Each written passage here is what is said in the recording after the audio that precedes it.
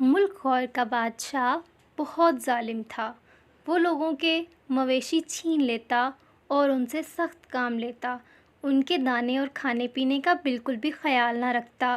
اس طرح نتیجہ یہ نکلتا کہ وہ سارے مویشی 2 ماہ کے اندر اندر مر جاتے۔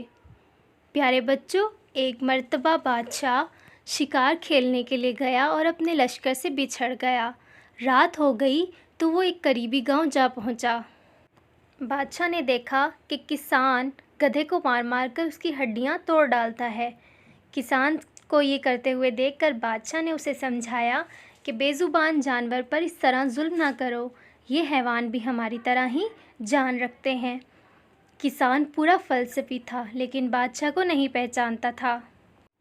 بولا، اے اجنبی، تو میری مصلحت کے بارے میں نہیں جانتا؟ تیرا حضرت خضر علیہ السلام کے بارے میں کیا خیال ہے، جس نے ایک غریب ملاح کی کشتی کے تخت توڑ ڈالے تھے؟ بادشاہ نے کہا، وہاں کا ظالم بادشاہ ہر اچھی کشتی کو چھین لیتا تھا۔ حضرت خضر علیہ السلام نے کشتی کو نقصان اس لیے پہنچایا کہ بادشاہ اس کشتی کی طرف لالچ کی نگاہ سے نہ دیکھے اور غریب انسان کی کشتی بچ جائے۔ کسان نے کہا، اسی طرح میرا یہ فعل بھی جائز ہے۔ ہمارے ظالم بادشاہ سارے قیمتی مویشی اور اچھے مویشی چھین لیتا ہے، اس لیے بہتر ہے کہ میں اپنے گدھے کو زخمی کر دوں تاکہ ظالم بادشاہ اسے گندی نظروں سے نہ دیکھے اور نہ مجھ سے چھینے اور یہ میرے ہاتھ میں ہی رہے۔ ہمارے ظالم بادشاہ کی حکومت پر لعنت ہو۔ اس کمبخت بادشاہ کا قیامت کے روز حال تم بھی دیکھو گے۔ یہ منحوس قیامت کے دن اپنے سارے ظلموں کا حساب چکائے گا۔ کیا ہی اچھا ہو کہ یہ بدبخت سوئے اور سوتا کا سوتا ہی رہ جائے۔ کسان کی بات معقول تھی۔ بادشاہ کو یہ بات ناگوار تو گزری لیکن سچی بات کی تاثیر سے اس کا دل ضرور کانپ اٹھا۔ جوں جوں صبح قریب ہوتی جا رہی تھی، بادشاہ کے وزیر اور سارا لشکر بادشاہ کو ڈھونڈتے ڈھونڈتے اس گاؤں آ پہنچا۔ دیکھتے ہی دیکھتے سارا گاؤں لشکر سے بھر گیا۔ ان سب نے بہت اچھا کھانا کھایا اور وہاں پر آرام کیا۔ کھانا کھانے کے بعد بادشاہ کو بدتمیز کسان یاد آیا۔ سپاہیوں نے اس کسان کو قید کر کے بادشاہ کے سامنے پیش کیا۔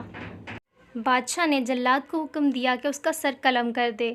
جب کسان کو پتہ چلا کہ موت سر پر آ پہنچی ہے تو اس نے کہا کہ جب قلم کا سر کاٹ دیا جاتا ہے تو اس کی زبان اور زیادہ تیز ہو جاتی ہے۔ اے ظالم بادشاہ، مجھے مار کر تجھے کیا حاصل ہوگا؟ اگر مارنا ہی ہے تو اپنے سب ناپسند کرنے والوں کا خاتمہ کر دے، ورنہ اپنی عاقبت سنوار لے اور سنور جا تاکہ قیامت کے روز تو بھی سرخرو ہو سکے۔ یہ جو 2-4 لشکر تیرے سامنے تیرے منہ پر تیرا کھا کر تعریف کرتے ہیں اور باقی ساری رعایا تیرے پیٹھ پیچھے تجھے ملامت کرتی ہے، اس سے تو بہت خوش ہوتا ہے۔ سچی بات کی تاثیر کا اثر بادشاہ پر ہوا اور اس کا ضمیر جاگ اٹھا۔ بادشاہ نے اپنے سارے گناہوں کی معافی مانگی اور ان پر شرمندہ ہوا۔ بادشاہ نے کسان کو یہ انعام دیا کہ اسے اس گاؤں کا سردار بنا دیا اور اس کی جان بخش دی۔